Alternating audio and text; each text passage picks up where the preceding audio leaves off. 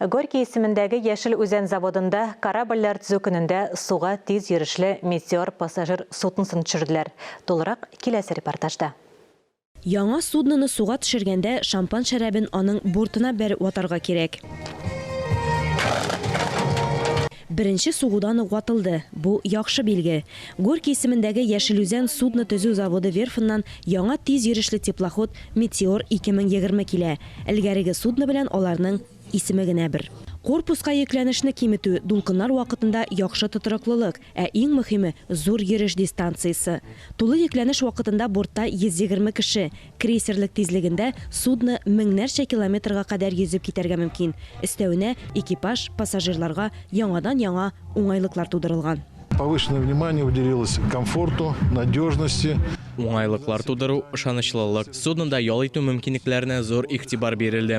Шул исәптән озак сәяхәтләр вакытында саф һавада бераз йөрергә мөмкинлек бар.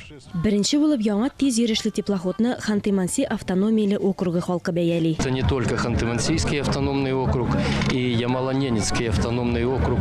Ханты-Мансийск белән Ямал-Ненец автономияле округларында гына түгел, Ирак сәфәрдә дә, Иртышта, Обь елгасында да эшләр дип көтелә.